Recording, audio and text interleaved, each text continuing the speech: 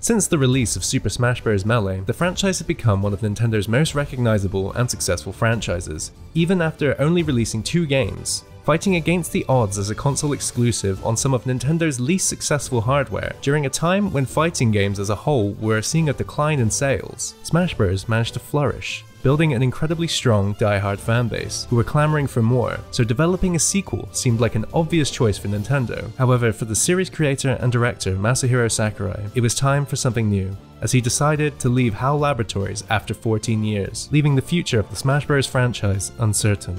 Smash Bros. Melee had been a massive undertaking, and Sakurai had pushed himself beyond his limits during the development, as he was designing the game as if it was the last in the series, throwing in every feature and character he could.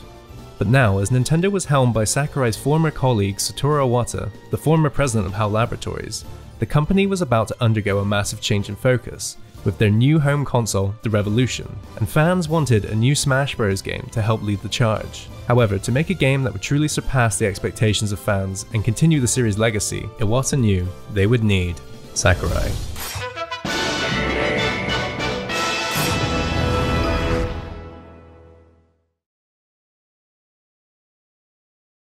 Super Smash Bros. As a series had managed to become a successful and established franchise, during a time when fighting game sales were decreasing, but with its unique and accessible gameplay and all-star roster of Nintendo characters, Smash Bros. Had managed to stand out from other games in the genre. Since Super Smash Bros. Melee's release, it would go on to become the best-selling game on the GameCube and one of the highest reviewed titles as well. Most game designers would be keen to capitalize on this kind of success, and would most likely begin working on a sequel as soon as possible. However, the development of Smash 64 and Melee had not been easy for Sakurai, as he'd repeatedly pushed himself to ensure the game would be packed to the brim with quality content and as much fan service as possible during tight development schedules. Sakurai decided that after working on mainly Smash titles for around 5 years, it would be time to take a break from the series and work on some other smaller projects.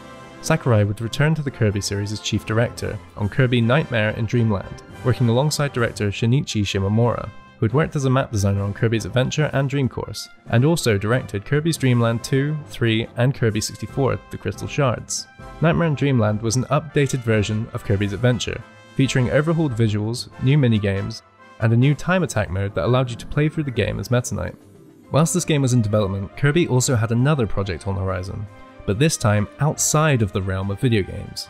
Kirby Right Back At You was an anime series centered around the Kirby universe, and while Sakurai was not involved in the production much, he did submit a proposal outline with strict guidelines for the show creators to follow to ensure that the show would remain true to the world that he created in his games. The show first aired in 2001 and would have a successful run of 100 episodes, finishing in 2003. Sakurai also felt now was the time to finish a project that he had originally started on the Nintendo 64, Kirby Air Ride. The game had started development in the early years of the Nintendo 64, being shown as a playable demo at the console's unveiling in 1995, alongside Mario 64. At the time, the project was called Kirby Bowl 64 and had 2 modes, one where you'd roll around Kirby across an obstacle course, and the other was a snowboarding game which would more closely resemble the final game. The game went through many changes throughout its production, and at E3 1996 it would appear as a skateboarding game. The project would struggle during its development and eventually be quietly cancelled, and now Sakurai returned to the project with the intent to finally complete it. Kirby Air Ride would prove to be another unique take on a well-established genre from Sakurai. This time, it was a new approach to the kart racing genre. In Air Ride, the controls were extremely simplified. Players would only use the control stick to steer and the A button to slide around corners, which would give the players a boost when the button is released. Also during races, players could gain different power-ups by sucking up enemies in typical Kirby fashion. Although the game would prove to be a fun and original take on the genre, it wouldn't catch on quite like Smash Bros. And the original Kirby games had. When the game was released in Japan on July 11, 2003, the game would receive mixed reviews, praising its clean presentation but also criticizing its oversimplified controls. Despite the mixed reception, the game would go on to sell 1.34 million units. As a designer and director, Sakurai had made a name for himself in the industry, and he began writing a bi-weekly article for the Japanese gaming publication Famitsu, where he would write about the games industry and his personal experiences. Shortly after Air Ride was released, Sakurai announced in his column that he was leaving HAL Laboratories. He felt it was time to try something new, as he'd been working at HAL for 14 years, starting when he was just 19 years old. In the article, he stated that, "I felt that in the current organization, it would be difficult to continue making games. The other part of the reason I left is because I felt there would be appeal in working with a variety of other content creators. It would seem that going from one large-scale project to another, and the typical corporate structure, was proving tiresome for Sakurai, and he wanted to work on some different, smaller-scale projects. Right now, I'm not planning on working for a different company or organization as a company employee or developer. For now, I think I will work as a free agent, taking on light work so I can be more flexible. I dislike the notion of living a life just making games, climbing up the company ladder and receiving a contracted salary. In addition, I think it would be good to sneakily help out on small projects here and there, improving my Famitsu column from a developer perspective. Sakurai would reassure the fans that Kirby would continue to be developed by HAL, but he wasn't sure what was next for Smash. I want everyone to understand, I'm not making games for other developers or for a company, I'm making them for the customers. I have already talked a lot about my exciting work plans, however I'm only one person, so I may not be able to take on all the projects that I'd like to, but I'm not saying I'm finished making games. Please don't worry, the Kirby series will continue to be made by HAL Laboratories. I do not know about Smash Bros. Right now, I'm sorry. After making this decision, Sakurai went to Satoru Iwata, his former superior at HAL Labs. The two had worked closely for a number of years at HAL, on the Kirby franchise and creating the original Smash. After Iwata had left HAL Labs to work at Nintendo, he still returned to help with debugging on Smash Bros. Melee, and now Iwata had risen to the role of CEO at Nintendo. Sakurai wanted to seek some advice from Iwata, and whilst they were talking, the subject of the future of Smash came up. Iwata stated, "You are able to understand a variety of people, and you go through the proper channels, so I don't think anyone can replace you in Smash. However, Smash is a big important title for Nintendo, so I can't say there won't be a sequel for sure. However, if we do proceed with a sequel, I will definitely talk with you." Sakurai, now working as a free agent, would enjoy a more flexible lifestyle, working as a special advisor for Kirby and the Amazing Mirror, and also working as a game designer on the DS puzzle game Meteors, working alongside producer Tetsuya Mizuguchi, who was also known for having a unique approach to game design. Primarily, he was known for incorporating music into his games, on titles such as Space Channel 5, Rez, and Lumines. Meteors was a new take on the Match 3 puzzle game, as both felt this style of puzzle game hadn't evolved much since Tetris Attack, or as it's known in Japan, Panel de Pon. The game would be received well by critics, commending its addictive gameplay, surprisingly well realised world and single-player campaign, with 32 stages and branching paths. After its completion, Sakurai would also go on to work on the Mushi King franchise, a very popular and successful card-based arcade game where players would battle using giant beetles. He would design the Tamagotchi-style game based on the franchise. Overall, Sakurai was enjoying this freelance style of work, as it allowed him to gain more experience working with different creators and different genres. In 2005, Sakurai would attend E3 in order to get new information on the forthcoming next-generation consoles. On May 16, 2005, the day before E3 would begin, Sakurai would attend a preview event held by Nintendo, where they would discuss the details of their upcoming console, then codenamed the Revolution. Whilst discussing the online capabilities of the console, Satoru Iwata would go on to list some of the projects that were planned to utilize the feature. One of the games mentioned was a new Smash Bros. As the crowd began to applaud, Sakurai was stunned by this revelation. What? I thought. At the party, people came up to me saying, "So you're making Smash?" However, I hadn't been informed about anything, and it was at that time I first heard that there was even a Smash project in the works. The next day, E3 began, and Sakurai was asked to meet Iwata at his hotel room. Sakurai went in, knowing at this point it must have to do with the new Smash. So when they met, he cut to the chase asking, "What would you like me to do?" "I would like you to assist in the development of a new Smash, as a director of sorts." Iwata explained that the game had yet to actually begin any kind of production, and he had not meant to formally announce a new Smash Bros. Was in production, but what he meant to say was that he would hope a new Smash Bros. Could begin production at some point for the Wii. Sakurai was conflicted, as he had come to E3 in order to seek out new projects to work on, and he had already received a number of different offers, and he wanted to wait until after E3 to decide. "I wanted to see the next generation hardware with my own eyes before making decisions, creating a game plan. Therefore, this was a sudden interruption of my plans. And what would happen if I refused?" Mr. Iwata said, "I might dictate that even though it would require some work, Nintendo would just implement online capabilities whilst keeping the 26 fighters and without changing anything to Super Smash Bros. Melee." Sakurai was torn. He started to imagine the idea of someone else making something that didn't live up to the standards of the series. He felt it would be a disappointment for the fans, expecting a whole new game, but the development of Melee had been so incredibly tough for him, he wanted to be cautious about taking on such a large project.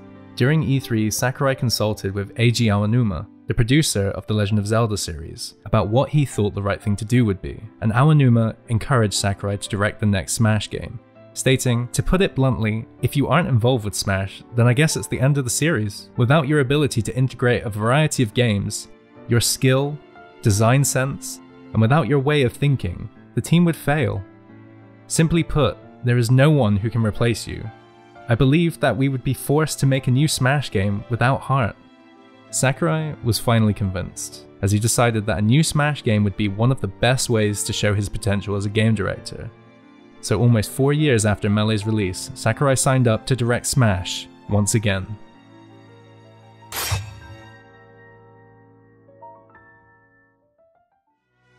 Coming into a new console generation, Nintendo was recovering, as the GameCube had underperformed in sales. The N64 and GameCube were designed to have more overall power than the PlayStation 1 and 2, however they were still massively outsold. This led to a change in design philosophy, as now they wanted to focus on how a player would interact with the game rather than just pure computing power. The new console was initially codenamed as the Nintendo Revolution, however later it would change to the Wii.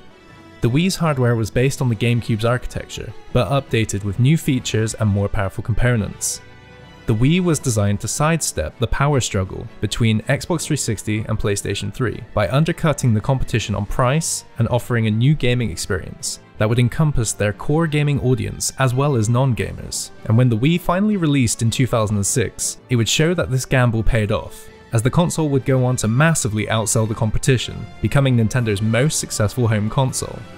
Now Smash finally had a chance to shine to a wider audience, and Nintendo were betting big on this new title, doing whatever they could to help bring Sakurai's vision to life.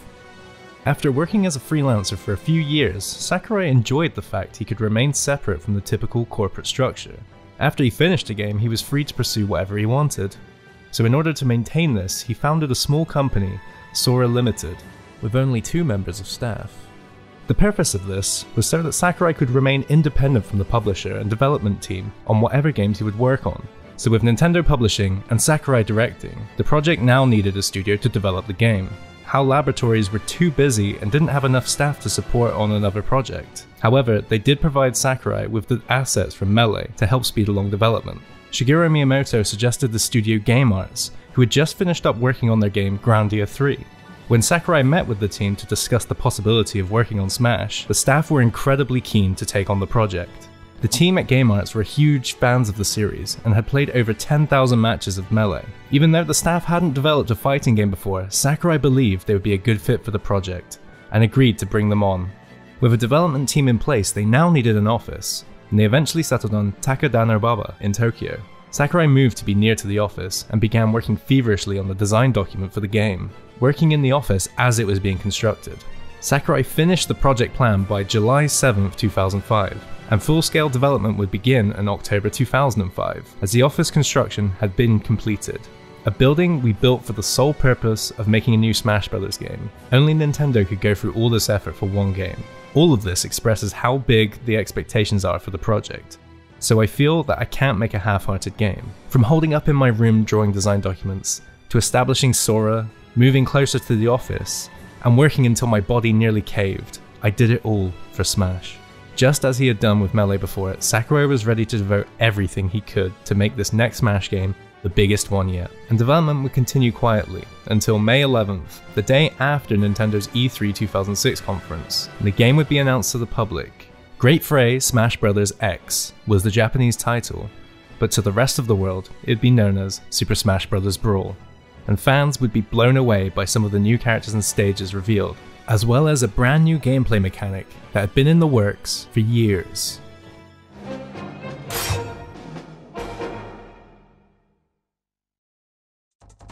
Sakurai has always had a unique philosophy on game design, where he always wants to make sure his games are as inclusive as possible, so players of all skill levels can enjoy the game. In the arcades, when I was younger, there was a game called King of Fighters 95, and I thought I was pretty good. I had a 50-strong win streak on Street Fighter 2 around that time. So I was playing King of Fighters once, and the way arcades are set up in Japan, you can't really see the person you're playing against, because you're on opposite sides of the cabinet. I was feeling really pleased with myself because I was winning, and it turned out to be a total beginner with their partner. And I thought, oh no, I shouldn't have beaten them so badly. Now they're going to feel like they never want to play it again. It's important to think about the beginner crowd. Although the Wii was not the most powerful console on the market, its innovative motion controls would help the system become massively popular by appealing to a new wave of casual gamers, as well as catering to Nintendo's core audience, with a variety of titles that would appeal to the casual and hardcore demographic.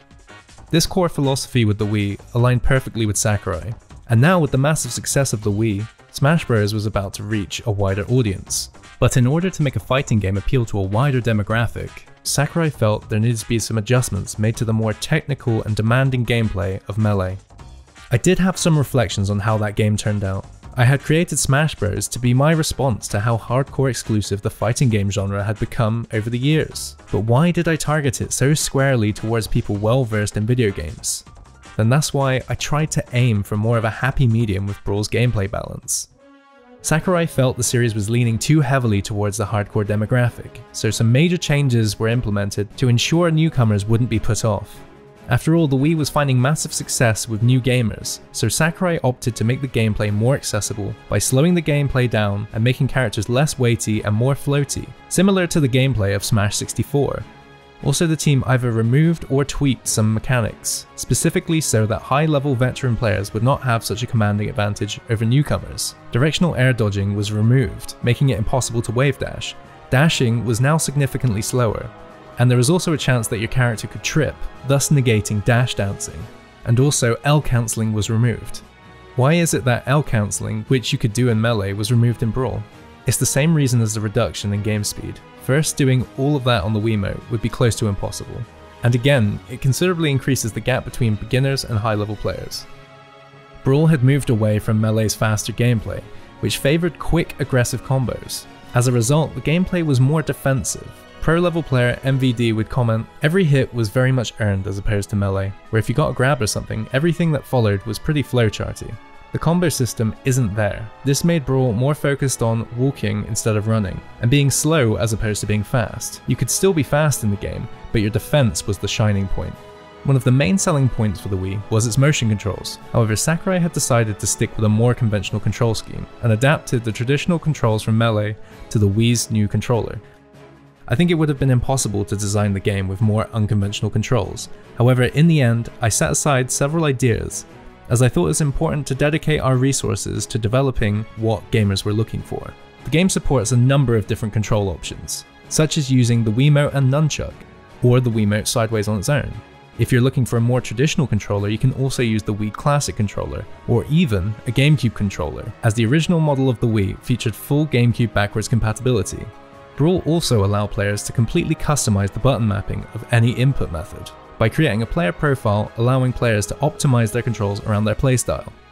Also, Brawl added a new attack to every character, Final Smashes, which are powerful attacks that can turn the tide of battle, and are unique for each character. To perform Final Smashes, players first must destroy a Smash Ball that can appear randomly during matches, and then press B to activate these attacks. Some are more interactive than others, such as Bowser's, which will transform him into the much more powerful Giga Bowser, or Fox's, that sees him taking control of a Landmaster tank.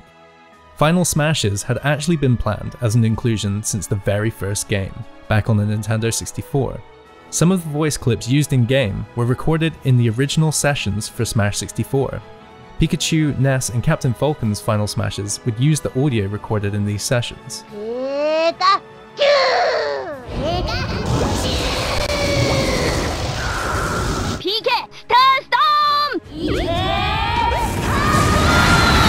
Come on, Blue Falcon! On top of Final Smashes, new character-specific mechanics have been added to the game. Some characters would be able to crawl when crouched, some would be able to cling to walls, and winged characters were able to glide by holding the jump button after a mid-air jump. Swimming was also added, so on stages with water, players would have more chances to recover. Also introduced in Brawl was the footstool mechanic. which allow players to use other opponents as platforms, jumping off of them, pushing them down. The team also introduced stall and fall aerial attacks to differentiate some of the roster's aerial attacks, and recovery was now more forgiving overall, as players could now grab the edge of the stage whilst their back was facing it. As usual, Sakurai was packing the game with as much content as possible, and the number of items in game was increased from 31 to 43, including the all-new assist trophy, which functions similarly to the Pokeball.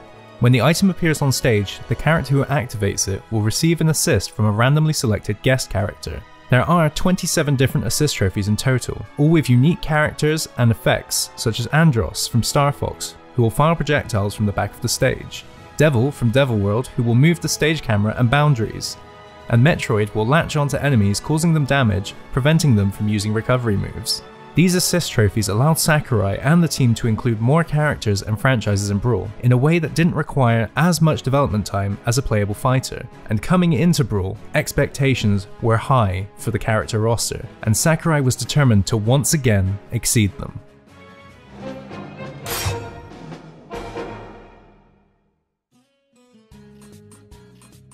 Even after Melee's sizable roster, fans were still waiting for some of their favourite characters to come to Smash.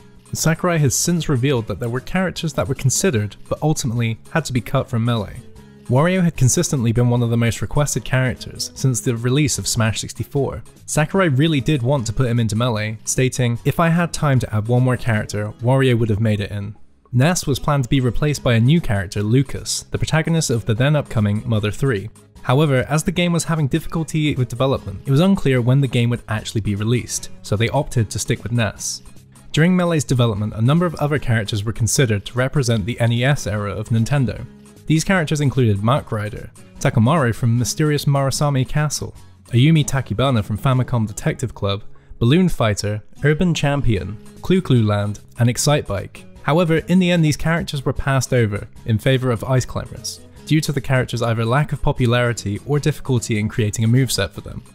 During the development of Melee, both Hideo Kojima, the creator of Metal Gear, and Yuji Naka, the producer of Sonic the Hedgehog, had asked for their characters to be included in Melee. However, Sakurai had to deny them, as Melee was too late into its production, and there wasn't enough time to develop new characters.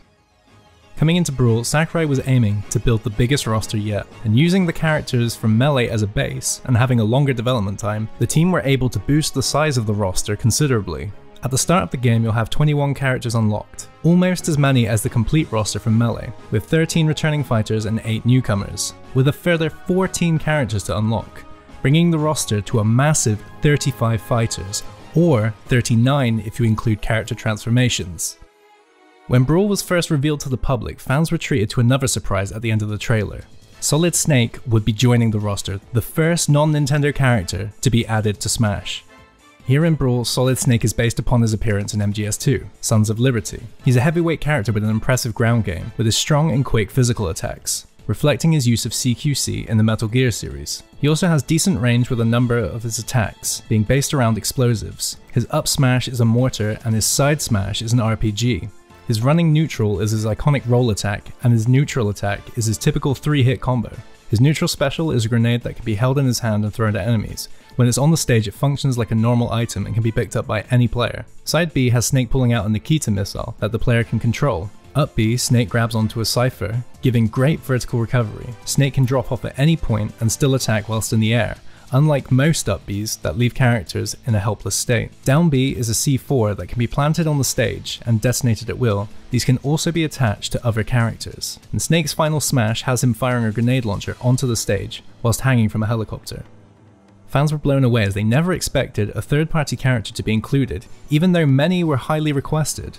Fans now began to speculate wildly about who else would be added, and one of Nintendo's biggest rivals seemed high on the players' lists. In October 2007, fans finally received an answer. It was revealed that Sega's mascot, Sonic the Hedgehog, would be coming to Brawl, and fans were blown away as Sega had been one of Nintendo's biggest competitors through the 8 and 16-bit generations. And now, seeing Sonic alongside Mario and all the other Nintendo All-Stars in Smash, it was a fan's dream come true.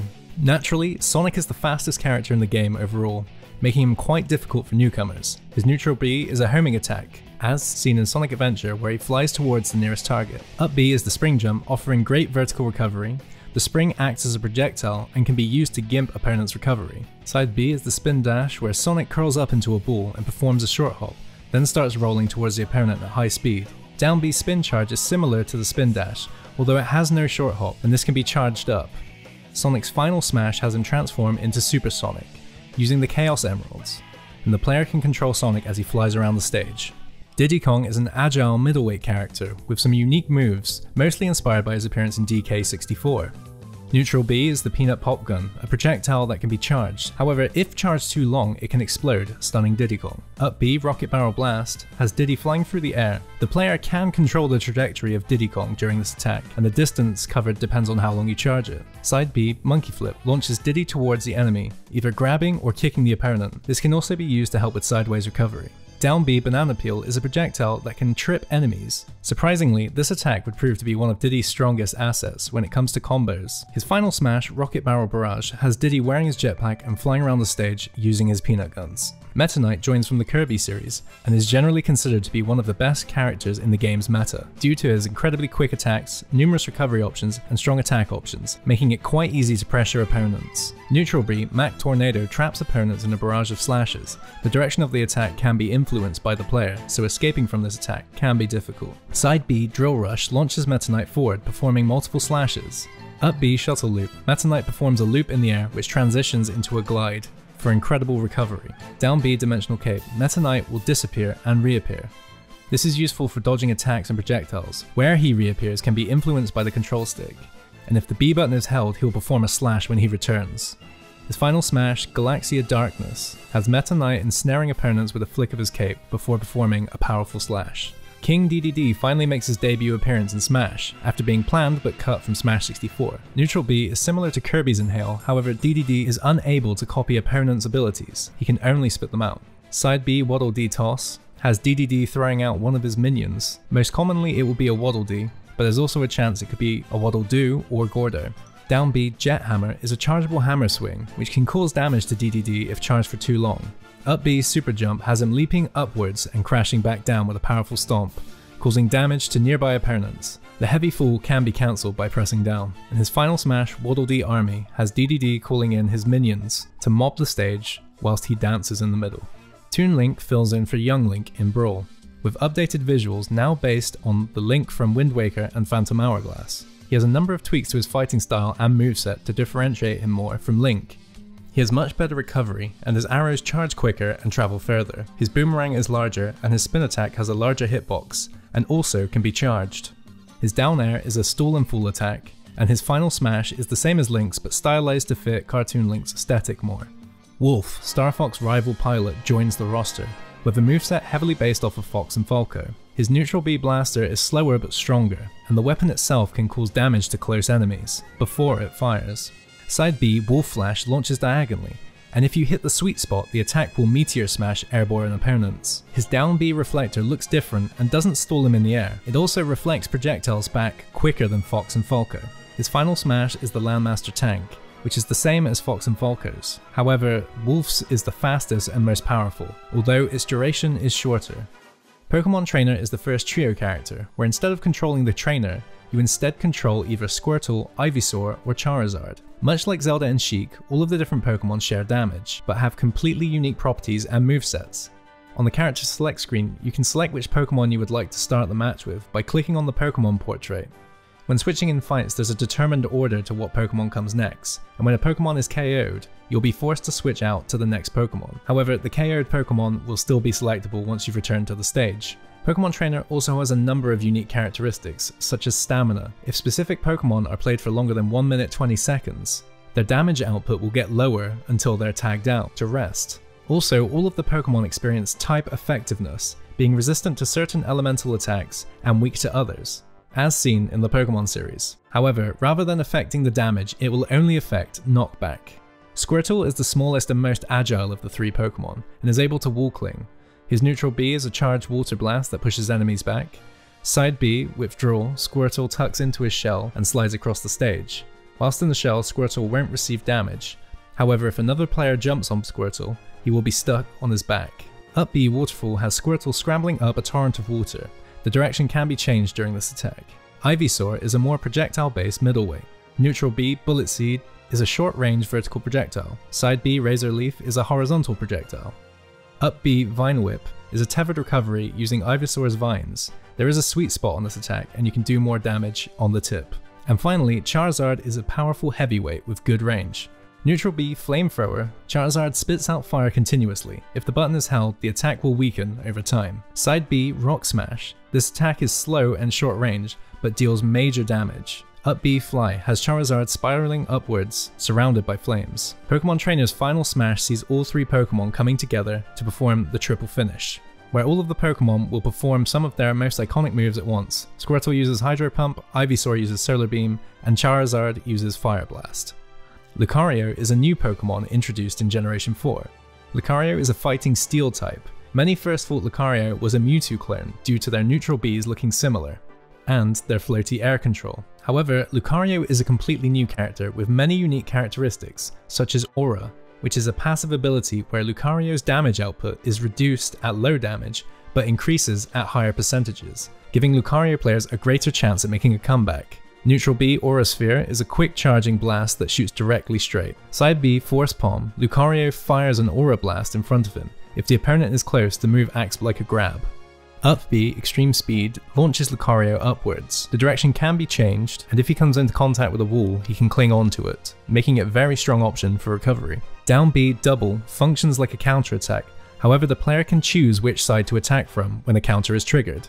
Aura Storm is Lucario's final smash, where he shoots a powerful beam down on the stage, which can be directed by the player. Lucas from Mother 3 finally makes his debut. His special attacks are similar to Ness, but have different properties, and the majority of his physical attacks are different. He also has a ranged grab which can be used as a tethered recovery. His neutral B now has ice properties. Side B, PK Fire, always shoots horizontally even when Lucas is in the air, and causes an explosion on contact. And PK Thunder continues after hitting an opponent. Lucas shares the same final smash as well, however Lucas's meteors are yellow and slightly smaller and angled towards the stage. Ike is an all-new fighter from the Fire Emblem series. He was the central character from 2005's Fire Emblem Path of Radiance on the GameCube. Many would quickly assume that Ike was just a clone of Marth, as Roy was a clone in Melee. Whilst they do both have down B counters and the neutral B charge attack, this is where the similarities end, as he has a completely unique moveset. Ike is a heavyweight sword character who can deal heavy damage, whilst also having decent range. Neutral B, Eruption, has Ike thrusting his sword into the ground, causing pillars of fire to erupt, giving the attack vertical range. The tip of the attack can also Meteor Smash when uncharged. Side B, Quick Draw, Ike dashes sideways. The longer it's charged, the greater the distance and damage. Up B, Ether, Ike throws his sword up in the air and catches it, spinning in place before plummeting back down. And down B is a counter. Great Ether is Ike's final smash and has him unleashing an airborne fiery combo before slamming them down onto the ground, causing an explosion, which can damage bystanders. Pit from the Kid Icarus series finally makes his 3D playable debut, with a complete visual redesign, as he had not been playable in a game since his second game, Myths and Monsters, released in 1991 for the Game Boy. Neutral B, Paulatino's Arrow, a projectile that can be fired in multiple directions and be influenced after it's fired. Side B, Angel Ring, Pit rapidly spins his bow, damaging close enemies and deflecting projectiles. Up B, Wings of Icarus, has Pit flying for 3 seconds, and his down B, Mirror Shield, is a reflector that can be angled, that can also reverse attacking enemies. And his final smash, Paulatina's Army, has Pit calling in an army of Centaurians to bombard the stage. Wario finally makes his smash debut, and it's believed he was a priority early in development due to being highly requested and heavily considered for Melee. Wario is a very unique character, as he's a heavyweight yet quite small and agile with a great air game. Neutral B, Chomp, functions like a grab that can consume items, however explosives will still damage Wario. Side B, Wario Bike, has him speeding across the stage on his bike. When Wario jumps off the bike, it can become an item on the stage and can be thrown or broken down into more parts. Up B has Wario corkscrewing up in the air, and down B, Waff, is a move that charges over time, that can deal a decent amount of damage or aid in recovery. And for his final smash, Wario eats garlic and transforms into Wario Man, making Wario invincible, faster, and stronger for its duration. Olimar is another new inclusion from Smash, coming from one of Nintendo's newest IPs, Pikmin, which started on the GameCube. Olimar is one of the more unique characters on the roster, as for most of his attacks he needs Pikmin to perform them. The different types of Pikmin have different types of damage, resistance, and health. Red Pikmin deal fire damage, but will die if they come in contact with water. Yellow Pikmin have more range when thrown and are immune to electric attacks. Blue Pikmin have more health, weaker attack, but further grab range. White Pikmin have the lowest health and are the lightest, but will deal darkness damage. Purple Pikmin are the rarest type. They have the most health and deal the most damage. However, they are the slowest traveling and have the shortest range. Olimar's neutral B, the Pikmin pluck, has him pulling a random Pikmin out of the ground. He can have up to 6 following him at once. His side B has Olimar throwing Pikmin that will latch onto an enemy and cause damage to them over time, unless the purple Pikmin is thrown, who will just cause damage and knockback. Up B Pikmin chain is a tether recovery that changes in length depending on how many Pikmin the player has. Down B Pikmin order recalls all Pikmin that have been separated from Olimar. His final smash, End of Day, shows Olimar entering his ship and taking off, whilst enemies swarm the stage before the ship crashes back down. Rob is an unexpected character who, much like Mr. Game & Watch, pays tribute to Nintendo's early years in the video game industry. Rob is based on a peripheral that was created for the Famicom and NES in 1985. Robotic Operating Buddy was created to help sell the NES. As in the US, the video game market had crashed and not recovered. This was caused by numerous factors such as market saturation and consumers' loss of interest in dedicated video game consoles. So Rob was designed to sell the NES in North America as more of an interactive toy experience, rather than another games console. Rob's neutral B is a long-range laser that can pierce through opponents and be angled. It charges over time, becoming more powerful. Side B, Arm Rotor, has Rob spinning his arms around, lifting him slightly off the ground. The attack can be directed sideways, up and down, and also is able to reflect projectiles.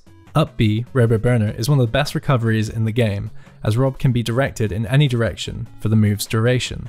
And Down B, Gyro, is a spinning top projectile that can be charged and thrown. Whilst it's still spinning, it can remain on the stage as an item and cause damage. Rob's final smash, Diffusion Beam, makes Rob invulnerable and has him shooting a constant stream of laser beams from his eyes. Samus has been updated to become a duo character. However, rather than having a dedicated transform button, she will transform after performing her final smash, the Zero Laser, transforming her into Zero Suit Samus, a completely new character based on her appearance in Metroid Zero Mission, where in the final section of the game the player is stripped of all upgrades.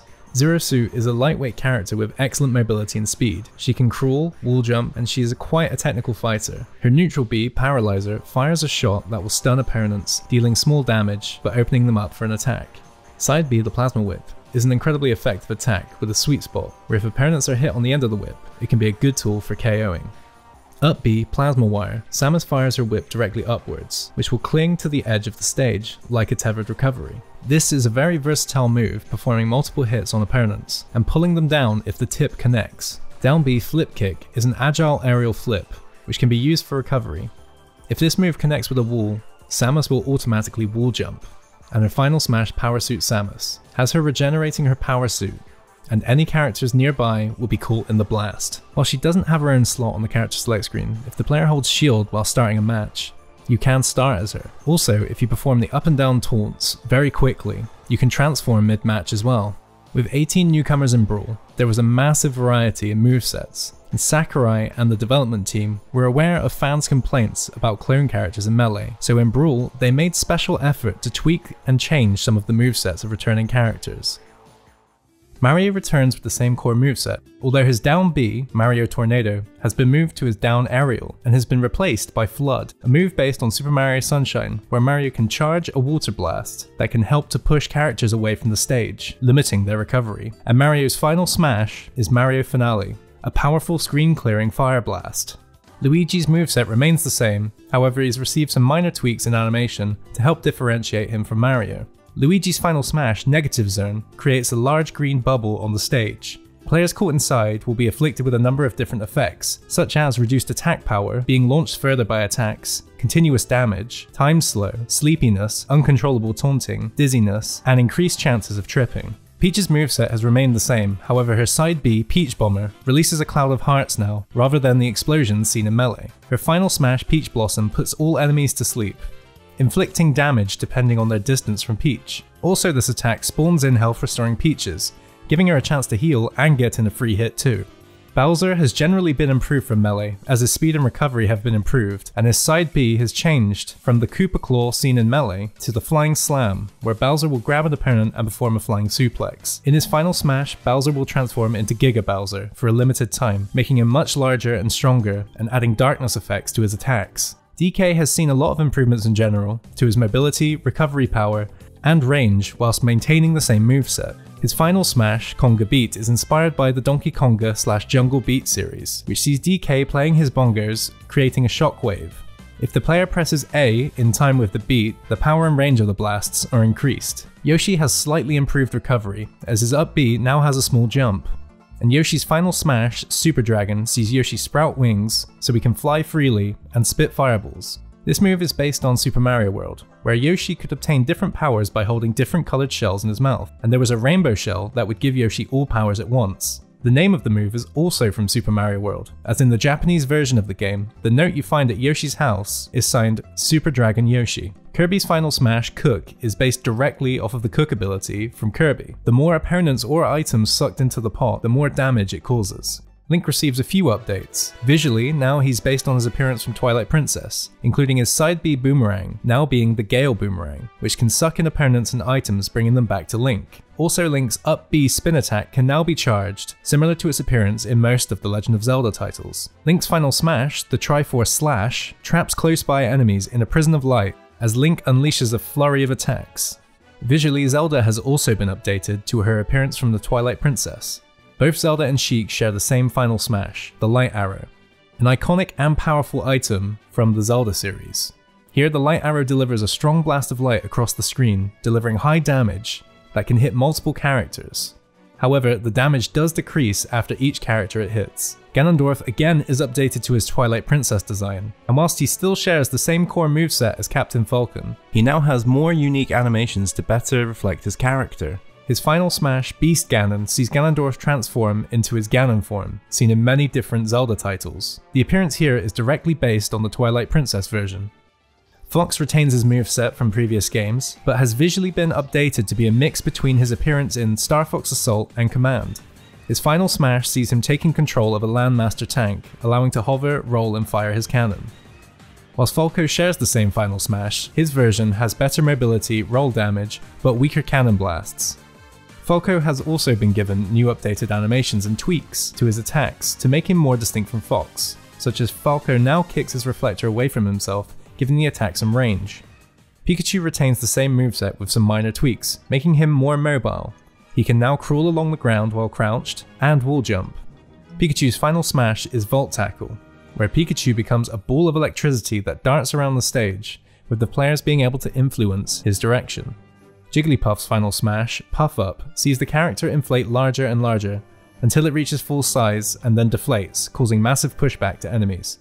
Captain Falcon now has the ability to turn around during his Falcon Punch, and his final smash, Blue Falcon, sees him summoning his ship, striking enemies directly in front of him.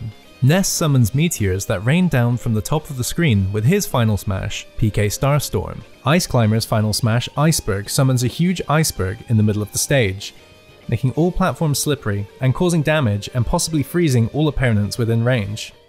Marth's moveset has received some tweaks, with his neutral B having a different animation, making the attack a forward thrust rather than an overhead slash, overall giving it more range. Also, Marth's side B Dancing Blade has been reworked. In Melee, the player would have to repeatedly perform timed inputs to perform a string of 4 attacks, with different directional inputs producing different attacks, making a total of 18 possible variations. In Brawl, the timing no longer matters, so the move is easier to perform, and the changing colours now represent different directional inputs, rather than the strike order. Marth's final smash, Critical Hit, sees him rushing forward to deliver an immensely powerful slash that deals a devastating amount of damage and knockback. And Mr. Game & Watch's final smash pays tribute to another classic Game & Watch title, Octopus, as he transforms into a giant octopus, causing damage to every enemy it touches. The player can deal more damage by pressing A to extend its tentacles.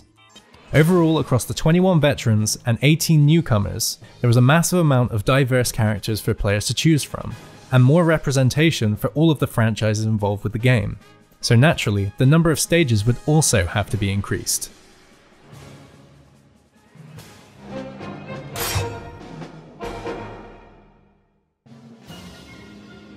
At the start of the game, you'll have 23 brand new stages, and 6 from Melee, totaling up to a massive 29 right from the start, the same total number of stages available in Melee. However, in Brawl, there's also a further 12 unlockable stages, adding up to a massive 41 stages. The new stages in Brawl offer quite a bit more detail and interactivity than previously seen in Smash Bros. Delfino Plaza is based on the hub world from Super Mario Sunshine. The stage flies around the map and lands in different areas, changing the terrain and flow of battle.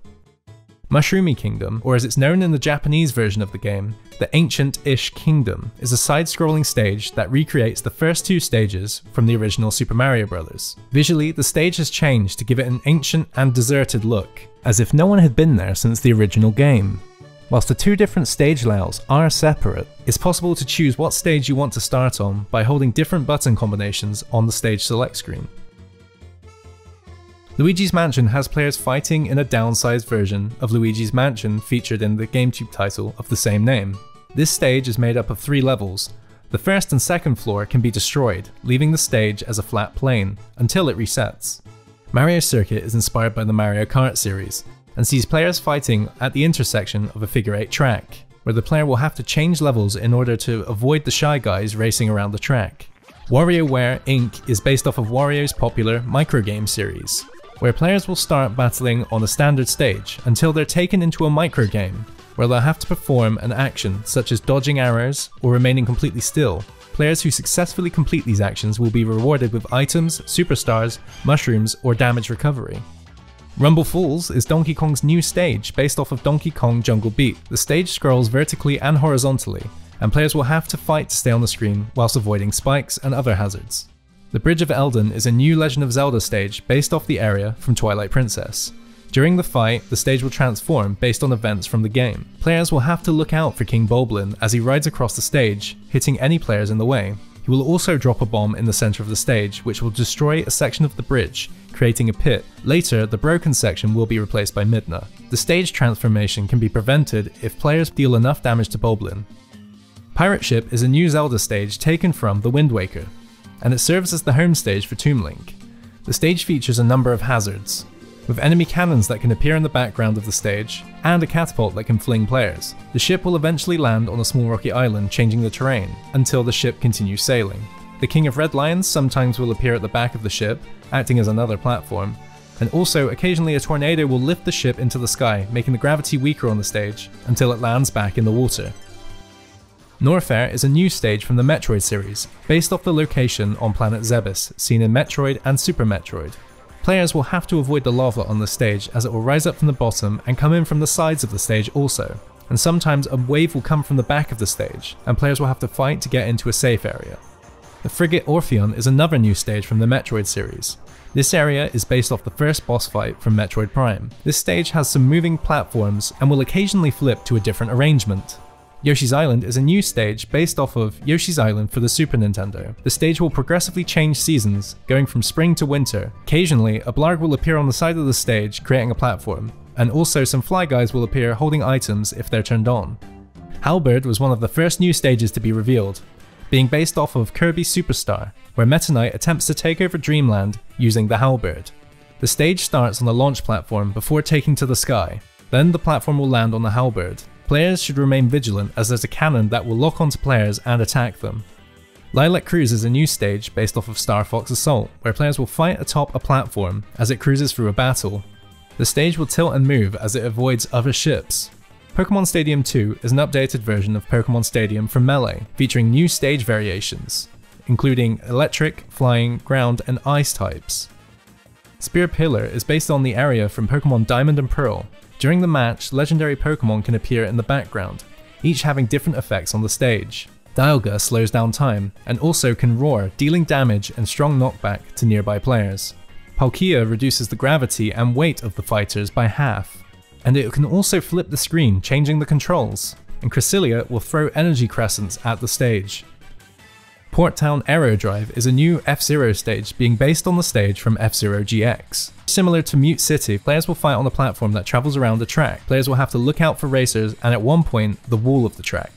Castle Siege is the first Fire Emblem stage in Smash and features 3 locations. The first is the castle's roof, where the stage will transition to the Fern Room featuring platforms supported by breakable statues. And finally, the stage will transition to an underground cavern, before looping back to the castle roof.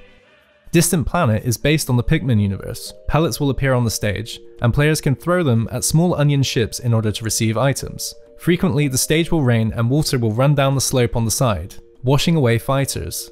And occasionally a Bulborb will appear on the right side of the stage.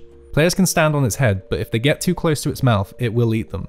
Smashville is the first stage from Animal Crossing, representing the franchise even though Brawl did not include a playable character from the series. Occasionally red balloons will float over the stage if items are turned on.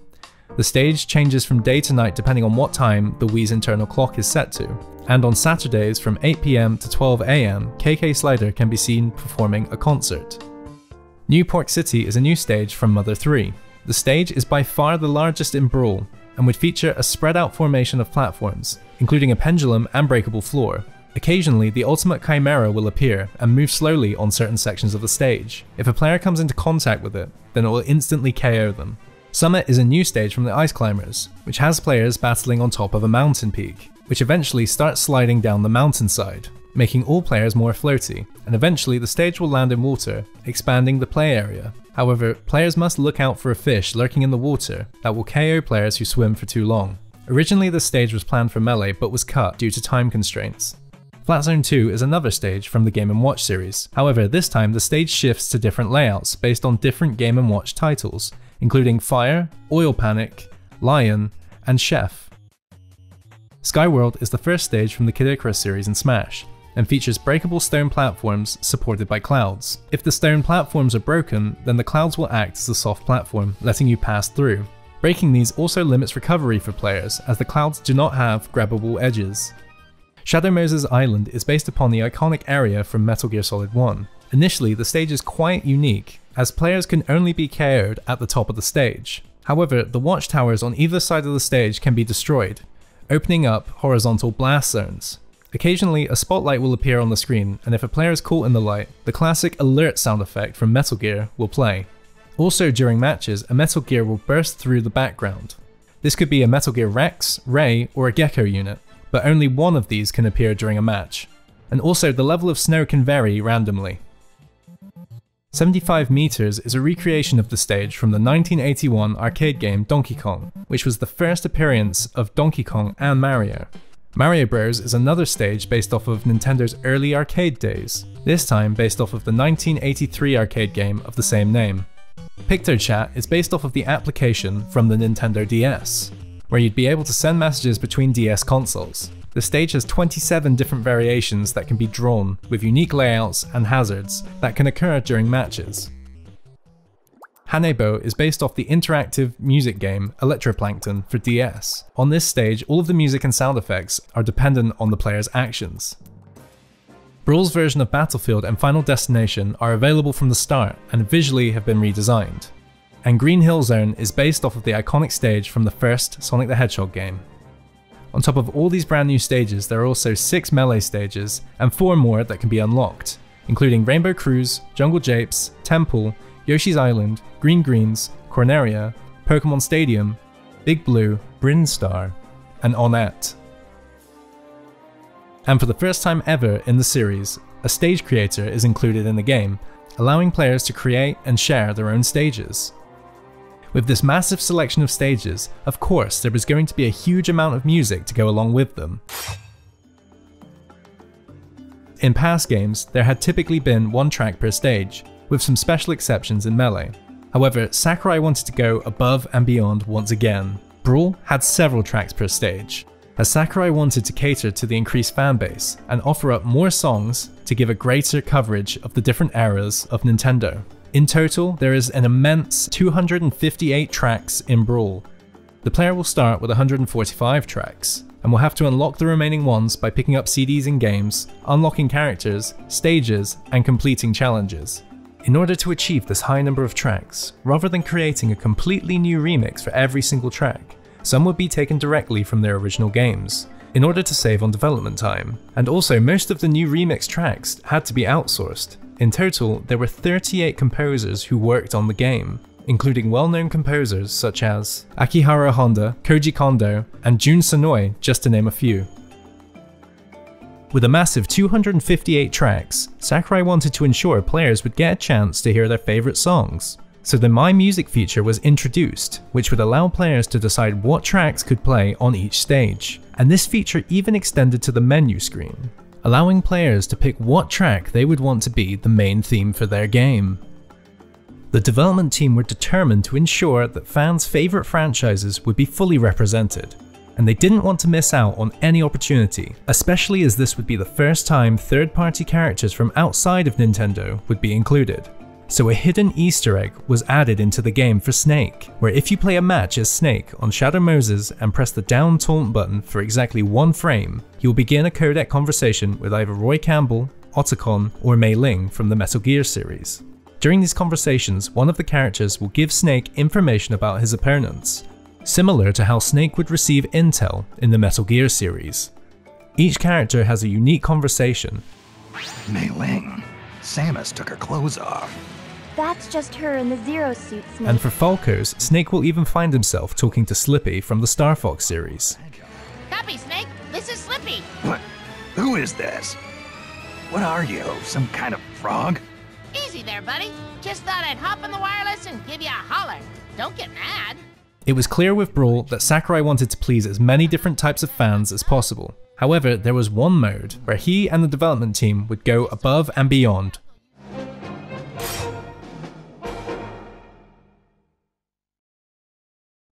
Coming into Brawl, Sakurai felt this was a rare opportunity, seeing as Nintendo was putting so much faith into himself, the development team, and the Super Smash Bros. Franchise. The third game in the series was being seen as a huge event, and now with the inclusion of third-party characters, Sakurai felt now was the time to pull out all of the stops and create something fans could only have dreamed of before this point.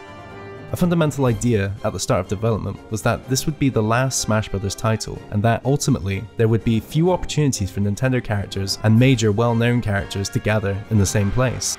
Whilst Melee had offered quite a lot of value for players, ultimately Brawl would offer so much more content, especially for players who would be looking for more of a single-player experience. In the hopes of enticing more casual fans who felt that the typical fighting game experience lacked a diverse range of content, it was decided in Brawl that the adventure mode concept introduced in Melee would be massively expanded upon, with Subspace Emissary, a massive original story set in the world of Smash Bros., featuring recognizable and original enemies and locations in an expansive story, featuring every single character in the game. Writing a story for so many different franchises would prove to be a difficult task, as across the different franchises there were a number of conflicting themes and restrictions. Sakurai enlisted the help of Kazushige Nojima, who had previously worked on the Final Fantasy and Kingdom Hearts series. Each stage has you playing as specific characters and platforming through stages and fighting a number of different enemies, as the player must gather up a team of fighters to save their world. There are a total of 31 stages, most of which are unique areas spread across the map. Between and during stages, players will get to see highly produced cutscenes, where fans would finally get to see characters from so many different series interacting as part of a huge narrative, which clocks in at around 8 hours. In addition to the platforming sections and one-on-one fights, Subspace Emissary also features boss fights, with characters from different series, such as PT Piranha from Super Mario Sunshine, Rayquaza from Pokemon Emerald, Porky from the Mother series, and also both Ridley and Meta Ridley from the Metroid series, as well as new original bosses, such as Gallium, Duon, and Taboo, the main antagonist of the story. Taboo is the ruler of Subspace, wishing to destroy the world of trophies, where all of the Smash characters reside. He takes control of Master Hand and uses it to recruit other characters such as Rob, Mr. Game & Watch, Bowser, and Ganondorf. He then sets them out to capture as many characters as possible for his army, and to begin destroying the world of trophies with subspace bombs, created by Rob and his companions on the Isle of Ancients. During this time, King Dedede sees Taboo's power to turn characters back to their trophy form, so he begins to develop a means to counter this attack. As Taboo launches his assault on the world of trophies, some fighters manage to escape and survive, scattered across the map, until eventually meeting up to take the fight to subspace. Meanwhile, Ganondorf and Bowser report back to Master Hand. Ganon turns on Bowser, seeking the praise of his master, However, he realizes that the Master Hand has been being controlled this whole time when Taboo reveals himself. Angered by this deception, he attacks Taboo, only to be pushed aside, breaking Master Hand's chains. Master Hand attempts to fight back, however he's powerless against Taboo. As all of the Smash characters arrive, they're quickly turned into trophies by Taboo.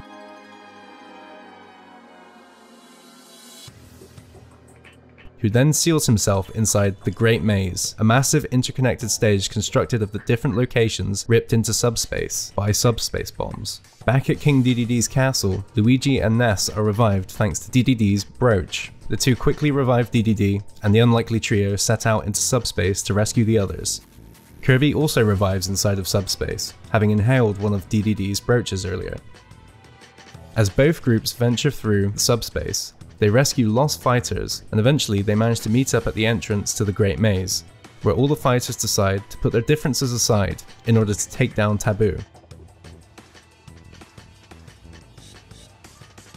Whilst navigating the Great Maze, they must track down and destroy dark copies of themselves before opening the gate to Taboo.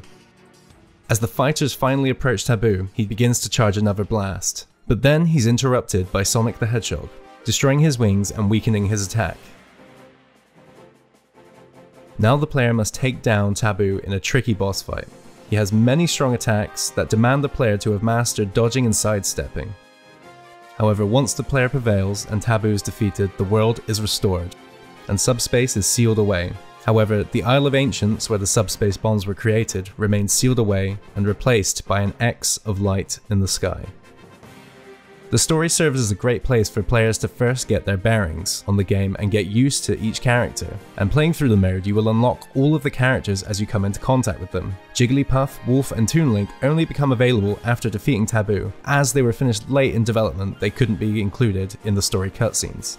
On top of this massive adventure mode, there's also Classic mode. Once again going through 12 fights, broken up with 2 bonus stages, ending with a fight against Master Hand, who'll be accompanied by Crazy Hand if the player plays on hard or above and reaches the final stage in 9 minutes or less. This time around there are a few changes to Classic mode, as the bonus point system has been simplified, removing the specific bonuses players received in previous games. Also, the only bonus stage is Target Smash. Instead of having a unique stage for every single character, there are now 5 generic test target stages, shared across all characters. All-Star mode returns once all characters have been unlocked, and is mostly unchanged. It features an updated rest area, and this time the fights are ordered by the original Japanese release date of the characters' original games, starting with Mr. Game & Watch and ending with Olimar. The stadium section also returns, with Target Smash, an updated home run contest which now has a protective barrier around the starting platform, making it easier to rack up damage. Multi-Man Brawl returns with a new design for the enemies, the Fighting Alloys. Stadium also features a new mode, Boss Battles, which is unlocked after completing Subspace and Classic mode at least once. This mode functions similar to All-Star, where the player fights against all 10 bosses on 1 life and are given 3 heart containers for recovery between fights. The order of the bosses is selected randomly, except for Taboo will always be the final fight.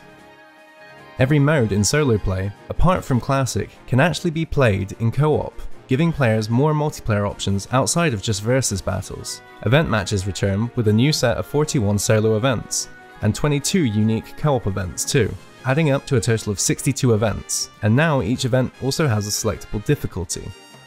Overall, Super Smash Bros. Brawl has a huge amount of single-player content, and even more for completionists, as Brawl would feature a massive suite of collectibles, with the number of trophies nearly doubling from 290 in Melee to 544.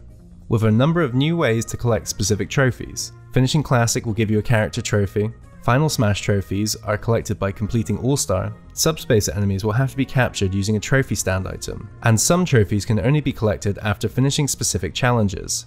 The lottery minigame has been expanded into the coin shooter, where players will literally shoot their coins at trophies to unlock them. Also, Brawl introduced another collectible item, stickers. Stickers will appear randomly during gameplay, and are used to add stat boosts to characters in Subspace Emissary, as the player can place them on the trophy base of their character. In total, there are 700 stickers to collect. And on top of all of the trophies and stickers, there's also 133 collectible CDs, adding up to an incredible amount of collectibles overall. In order to unlock most of these, you'll have to go to the challenge menu, which will show players what tasks they need to complete to unlock specific trophies, songs, stages, characters, and custom stage parts. And occasionally, players will be rewarded with the Golden Hammer, which will allow them to open one challenge slot immediately. Overall, there's a total of 128 challenges. As Super Smash Bros. Had grown in popularity, Sakurai have titles in the international version, and an extra 2 that are exclusive to the Japanese. Overall, in Brawl there was a lot to keep players busy. However, for some players, the main draw would always be multiplayer.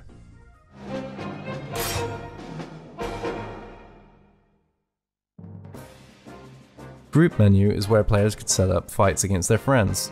Most of the options in Brawl have been streamlined. The special Brawl options now allow players to turn on multiple effects at once. Time, stock and coin mode return, as well as tournament mode, alongside a new rotation mode, which allows groups to easily set up winner or loser stays on scenarios when playing with a limited number of controllers or more than 4 players.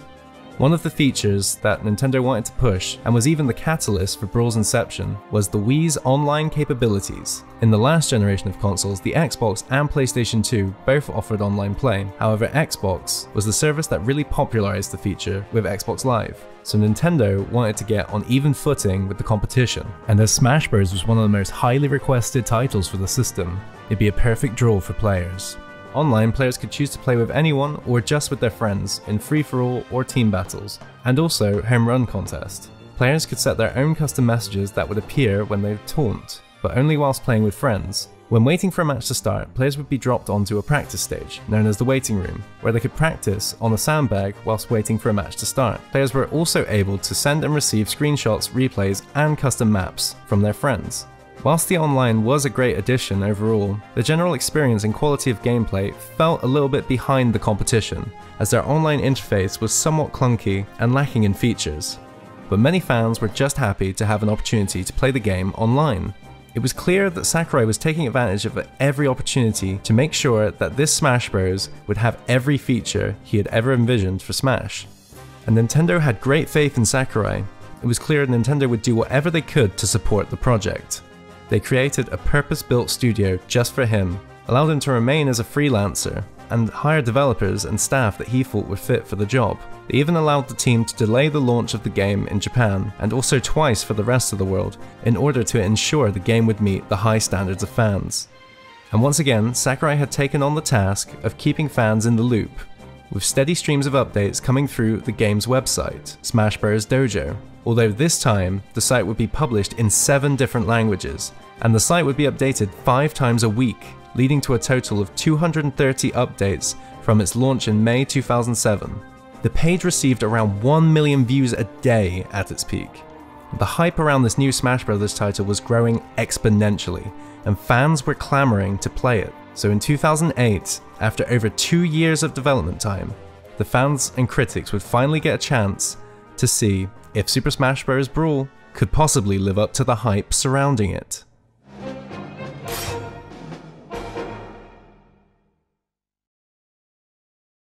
On January 31st, 2008, Super Smash Bros. Brawl was released in Japan, and the game would sell over 500,000 copies on its first day alone, and 820,000 by the end of its first week, becoming the 5th best-selling game in Japan for the year of 2008, selling 1.747 million by the year's end, and the sales would continue, as to date it sold 2.67 million in Japan alone. And when Brawl would go on to be released in the US, it would also break sales records, selling 874 units on its launch day and 1.4 million units in its first week alone, to become the fastest selling video game in Nintendo of America's history. In 2008, it was the 4th best selling game overall in the US, selling 4.17 million units. To date, Brawl has sold 6.64 million units in the US. Upon its release in PAL regions, Brawl reached #1 on both European and Australian sales charts, and to date it has sold 2.57 million in Europe and 1.03 million in Australia. Brawl was a massive success, becoming the 8th best-selling video game on the Wii, selling 13.32 million as of March 2020, almost double the sales of Melee. And the game was also receiving acclaim from critics. The Japanese gaming magazine Famitsu, as well as Nintendo Power, gave Brawl a perfect score. Critics and fans praised the game's massive amount of single-player content. The Subspace Emissary raised the bar not just for Smash, but for fighting games as a whole.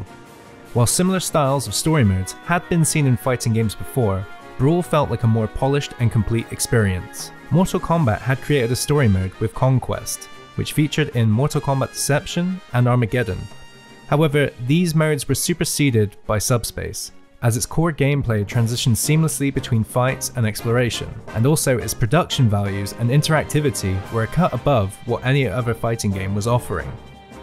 And on top of the immense single-player content, the amount of variety on offer was incredibly impressive as well, with a huge list of songs, characters, stages, collectibles, and items, all wrapped up with a gameplay that could appeal to series veterans and newcomers alike. It truly meant that Super Smash Bros. Brawl offered something for everyone, as well as huge value for money. The game would receive multiple awards, and fans would feel so strongly about the quality of the game, they would even complain when NGamer gave the game a 93% rating. Sakurai's decision to slow down the gameplay and make it more accessible for newcomers paid off, as the game perfectly aligned with the Wii's philosophy, which led to both the game and the console finding massive success. And by not focusing on balancing the game in a competitive manner, it also meant that he and his team were able to focus on getting more unique content into the game, which in turn would appeal to a wider demographic. Melee fans who played deep into the game without any problems might have trouble understanding this, but Melee was just too difficult. If we want new people from this generation of gamers to come in, we then need it accessible, simple, and playable by anyone. You can't let yourself get preoccupied with nothing but gameplay and balance details. If Smash had gone further down the path that Melee had, I don't think it would have been as popular as it is now. If your game isn't popular, you can't afford the cost of production, and if you end up cutting costs, you lose characters or game modes. When you drop characters and game modes, you have to specialize and focus on the fighting aspect of the game. As a result, you end up lacking many components of the game. Consumers may find it difficult to envision that sort of future. I think the fact that Smash does not abandon new fans is something that has value even in the current landscape of video games. Brawl was a phenomenon, with players consistently buying and playing the game for years after its launch. However, for some players, the changes in gameplay didn't sit well with them, and they decided they wanted to play by their own rules.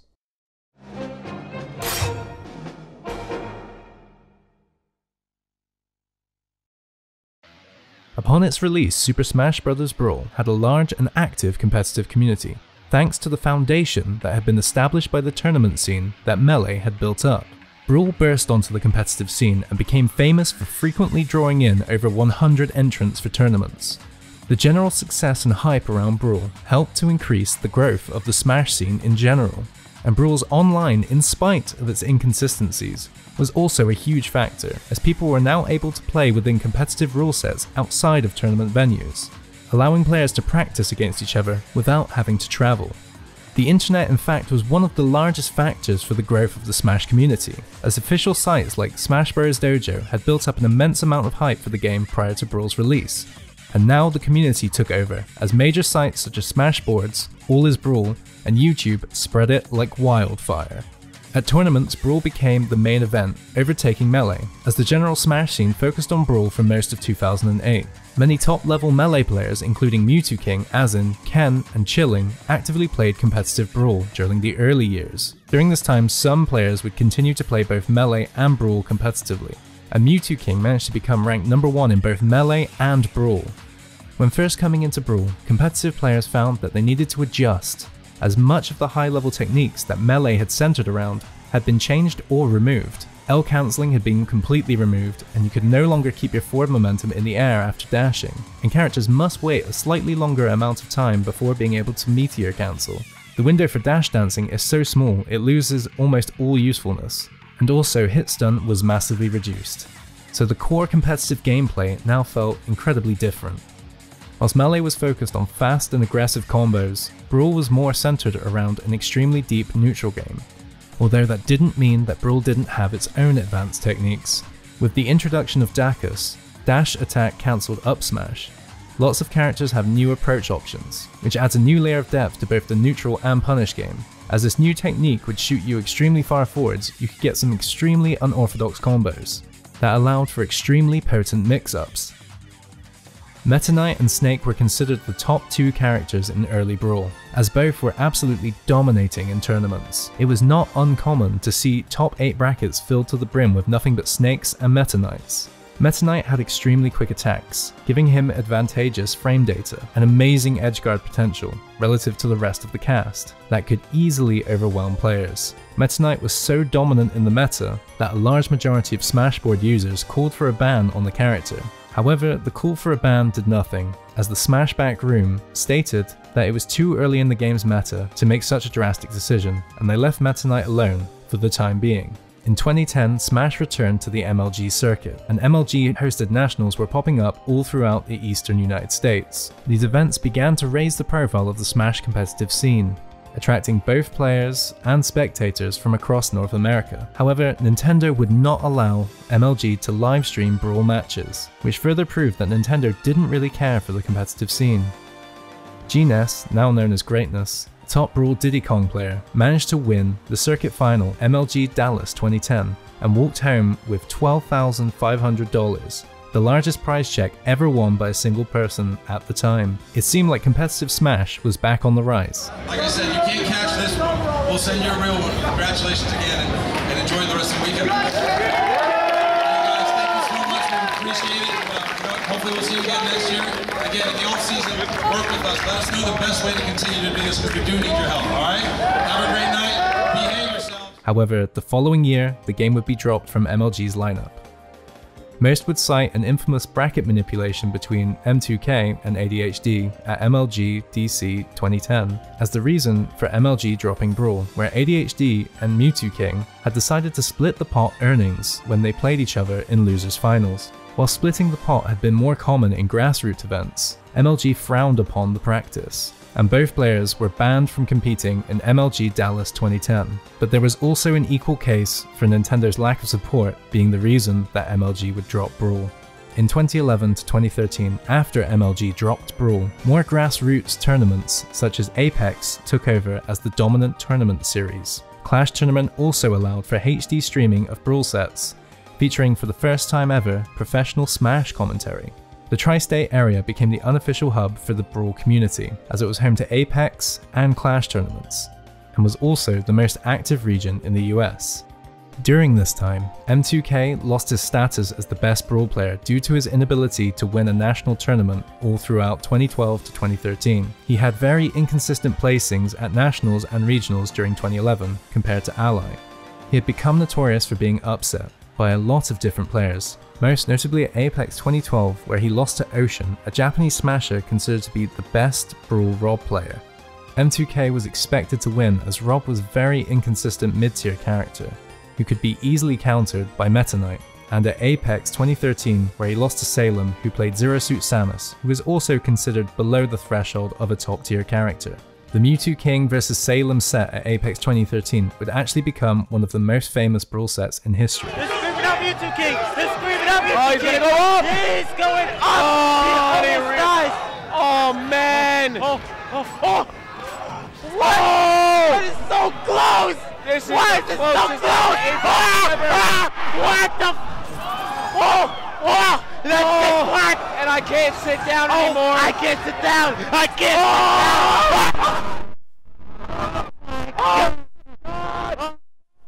After some years, the scene progressed, and players such as Naro, Zero, Esam, and Otori dominated American events, and began to compete in a rush to become the best Brawl player in the world. In the game's meta, Snake eventually fell down the tier list, a far cry from the early days of Brawl, in which he was considered a contender for best character in the game. And Meta Knight continued to dominate and grow as the meta progressed.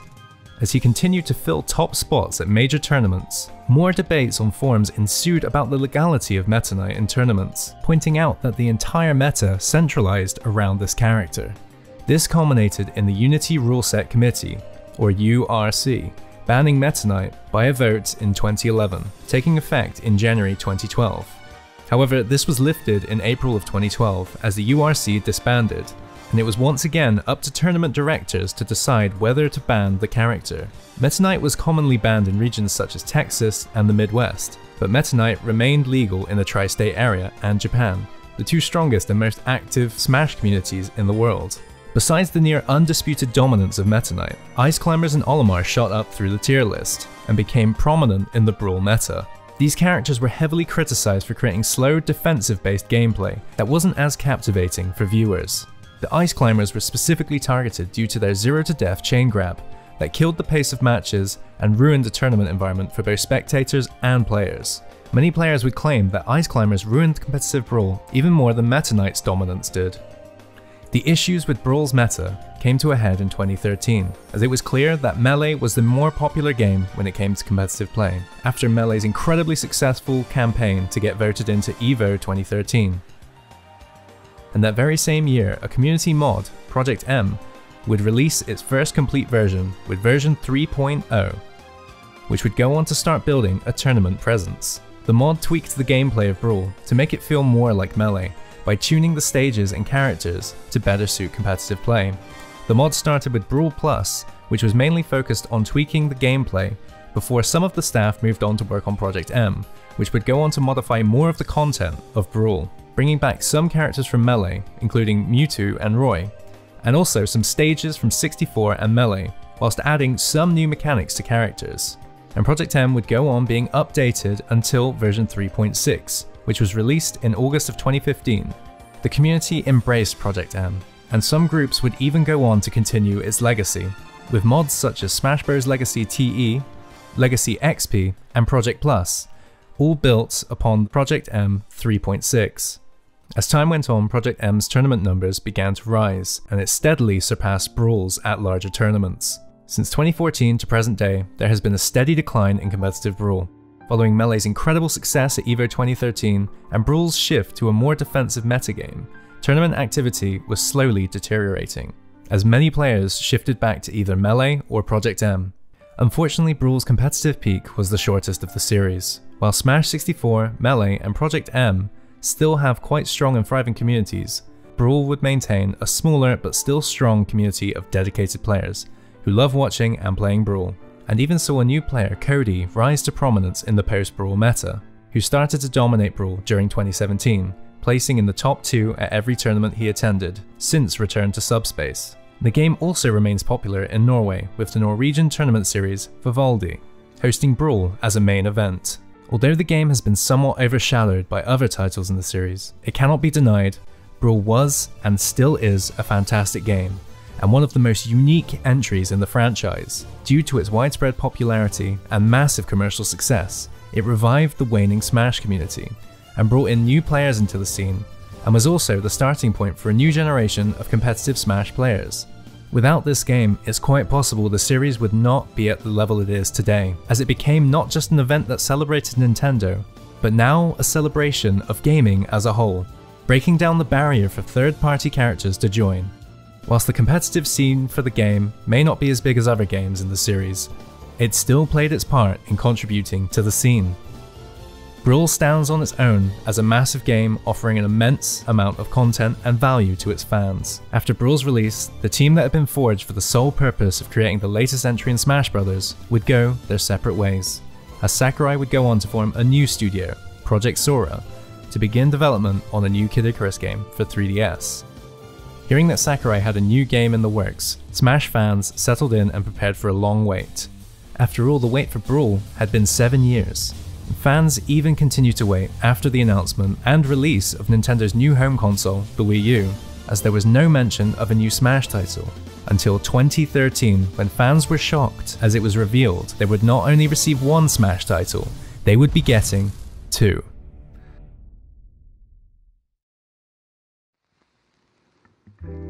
If you're still watching this video, I want to say thank you so much for watching it, and I hope you enjoyed it. I want to give a quick shout out to the king of the internet for helping writing the final section of the script. It really would not have been as in depth if not for him, so thank you so much for that. And also a huge shout out to Source Gaming. As always, these videos would not be possible without the work they do over there. Thanks again for watching. This has been a huge undertaking and I've been working on it non-stop since July, and it really means a lot that you guys enjoyed the last video so much. So I hope you enjoyed this one just as much. And if you'd like to drop a like and subscribe, that would help more than anything. We also have a Patreon if you're so inclined, and you can follow me on Twitter if you want to hear my ramblings. Thanks so much for watching, and I'll see you guys in the next video.